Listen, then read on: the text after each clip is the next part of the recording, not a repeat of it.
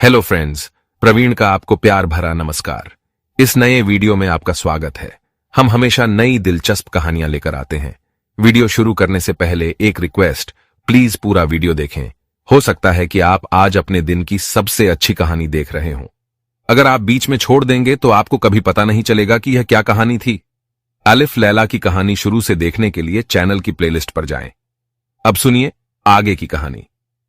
नाई के पांचवें भाई अलनश्चर की कहानी। नाई ने कहा कि मेरे पांचवें भाई का नाम अलनश्चर था।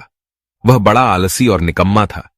वह रोज किसी न किसी मित्र के पास जाकर बेशर्मी से कुछ भीख मांग लेता और खा पी कर पड़ा रहता। मेरा बाप कुछ समय बाद बूढ़ा होकर मर गया। उसने 3150 रुपए छोड़े। इन रुपयों को हम सातों भाइयों ने बराबर बराबर बांट लिया। अलनश्चर ने भी अपना भाग पाया और उससे कुछ व्यापार करने की सोची। उसने 450 रुपए के शीशे के बर्तन खरीदे और उन्हें टोकरी में रखकर बाजार में सड़क के किनारे बैठ गया। वहीं एक दर्जी की दुकान थी। एक दिन में दर्जी से उसकी दोस्ती हो गई। अलनश्चर वाचाल और मूर्ख तो था ही, हवाई किले भी बनाता रहता था। एक दिन वह दर्जी से कहने लगा, मैं इन 450 के बर्तनों को 900 में बेचूंगा और फिर उससे और बर्तन लूंगा जिन्हें 1800 में बेचूंगा। इसी तरह व्यापार करते करते मेरे पास 30,000 रुपए हो जाएंगे। फिर मैं बेशकीमती व्यापार सामग्री, माणिक, मोती आदि खरीदूंगा और उनसे काफी मुनाफा कमाऊंगा। जब मेरे पास काफी रुपया हो जाएगा तो मैं एक विशाल इमारत खरीदकर दास दासियां भी मोल लूंगा और रईसों की तरह रहूंगा और मेरी प्रसिद्धि सारे शहर में हो जाएगी। मेरे यहां बड़े बड़े गवैये और कलावंत आएंगे और मेरे यहां रात दिन रास रंग होंगे। मेरा व्यापार भी जारी रहेगा। जब बढ़ते बढ़ते मेरा धन 5 लाख तक पहुंच जाएगा तो मैं यहां के वजीर के पास संदेश भेजूंगा कि अपनी बेटी का विवाह मुझसे कर दे। उसने स्वीकार किया तो ठीक, वरना मैं उसकी बेटी को जबरदस्ती उठा लाऊंगा। फिर जब वजीर की बेटी से मेरा विवाह हो जाएगा तो मैं 10 गुलाम खरीदूंगा और शहजादों जैसे बढ़िया कपड़े पहनूंगा और रत्न जटित जीन लगाम वाले असील घोड़े पर चढ़कर शान से वजीर के घर जाऊंगा। जब मैं उसके महल में पहुंचूंगा तो सभी छोटे बड़े लोग भय और आदरपूर्वक मुझे देखेंगे और मेरा पूर्ण सत्कार करते हुए मुझे अंदर ले जाएंगे। जब मैं ऊपर जाना चाहूंगा तो मेरे नौकर और गुलाम और नौकरों के जमादार अदब से जीने में दोनों ओर खड़े होंगे। वजीर अपना दामाद समझकर मुझे अपने आसन पर बैठने की जगह देगा और स्वयं मेरे सामने बैठेगा। मैं अपने सेवकों से 1000 अशरफियों के 2 तोड़े लाने को कहूंगा। मैं एक तोड़ा वजीर को दूंगा कि यह तुम्हारी बेटी का महर है और दूसरा अपनी इच्छा से तुम्हें देता हूं। मेरी उदारता की चर्चा चारों ओर होने लगेगी। फिर मैं वैसे ही ठाट बाट से अपने घर आऊंगा। जब मेरी बीवी सुनेगी कि मैं उसके पिता से मिलने गया था और उसे भेंट दी थी तो वह मेरा एहसान मानेगी और एक उच्च कर्मचारी द्वारा कृतज्ञता का प्रकाशन करेगी।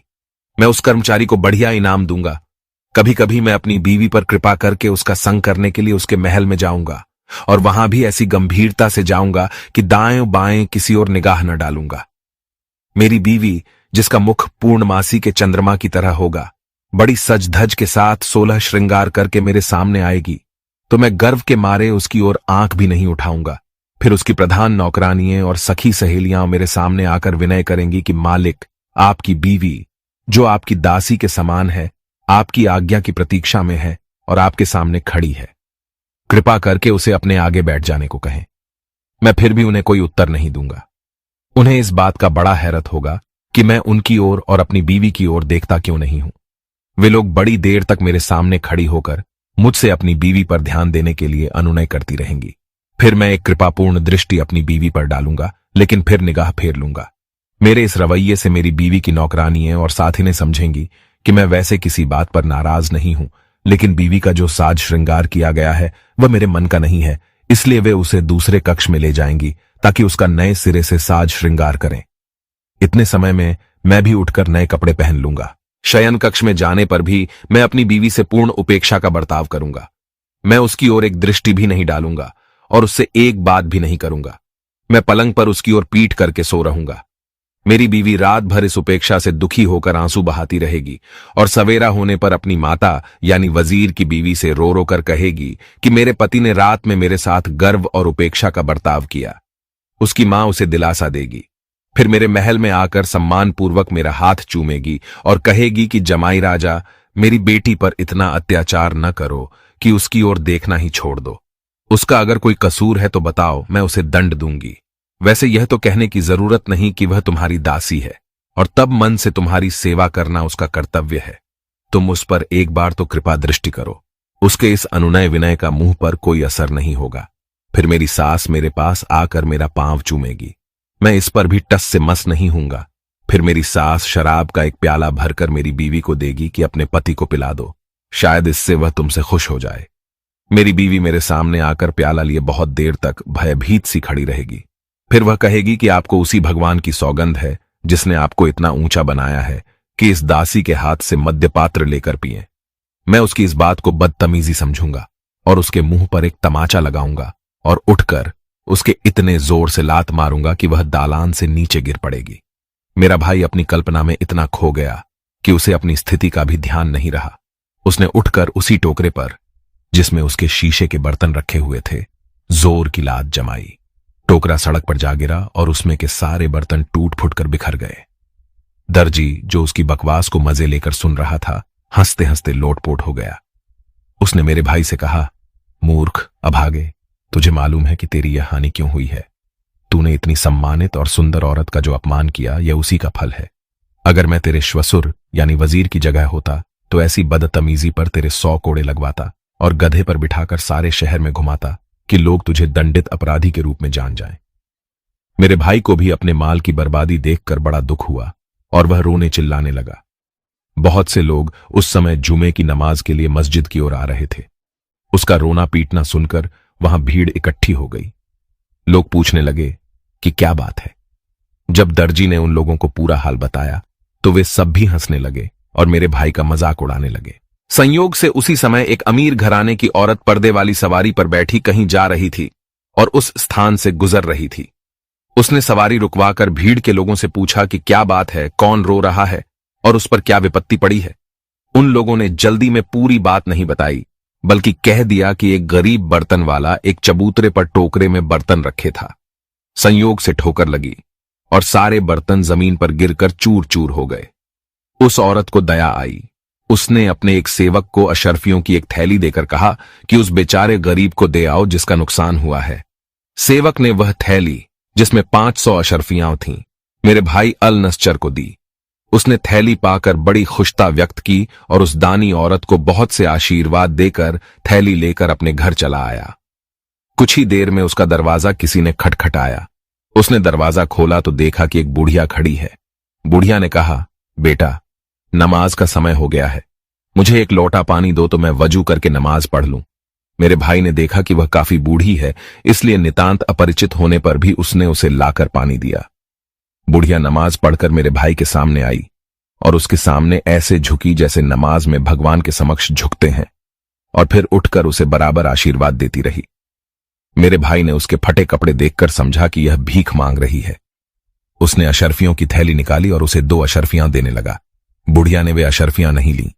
मेरे भाई अलनस्चर ने बिगड़कर पूछा कि क्या तू इतनी भीख से भी संतुष्ट नहीं है? बुढ़िया ने कहा कि तुमने गलत समझा कि मैं भिखारिन हूं। मैं तो अति धनवान और सुंदर युवती की नौकरानी हूं।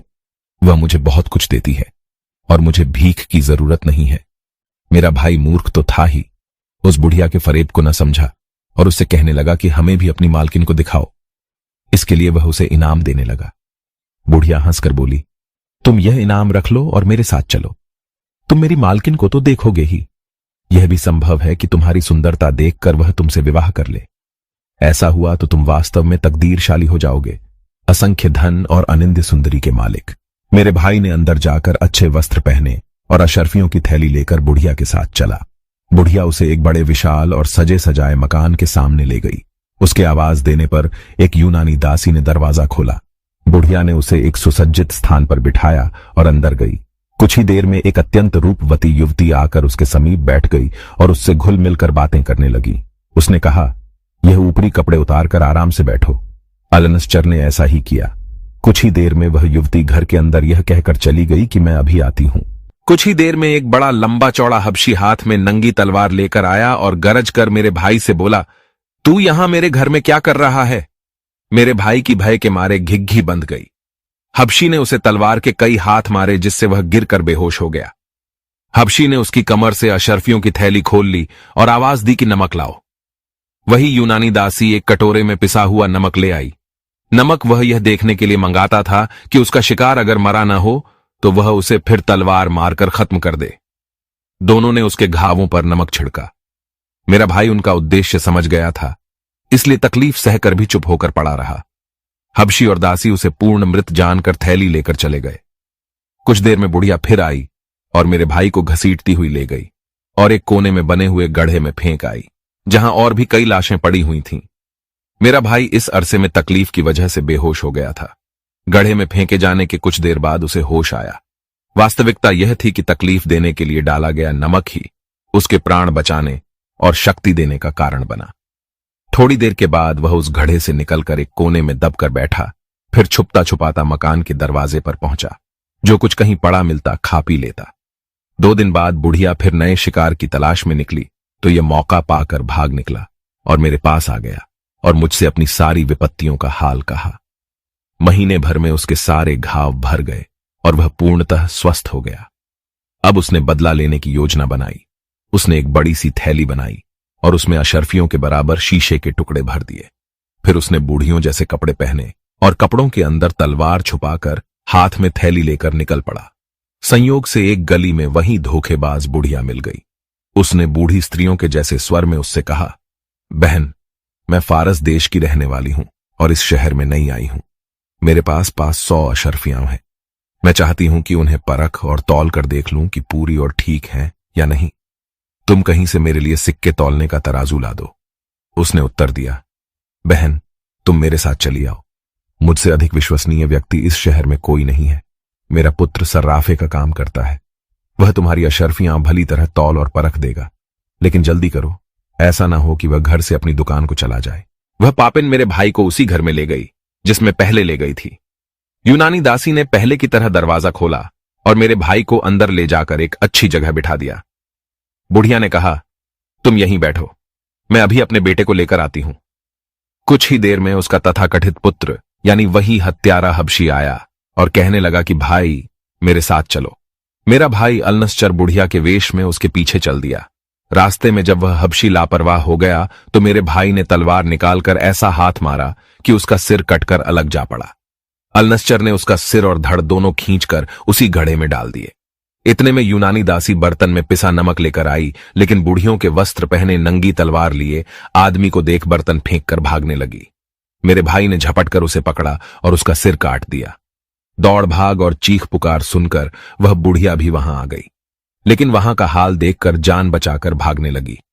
मेरे भाई ने दौड़कर उसे पकड़ा और कहा, दुष्टा, कुकर्मिणी, तूने मुझे पहचाना या नहीं? बुढ़िया कांपती हुई बोली कि मैंने तुम्हें कभी नहीं देखा, पहचानूंगी कैसे? मेरा भाई बोला, तूने देखा कैसे नहीं है? मैं वही हूं जिससे तूने उस गली में नमाज के लिए पानी मांगा था और फिर यहां लाकर अपनी समझ में मरवा डाला है।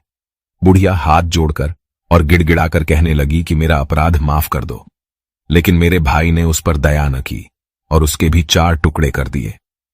अब मेरे भाई ने उस सुंदर युवती की तलाश की जिससे उसने पहले प्रेमालाप किया था।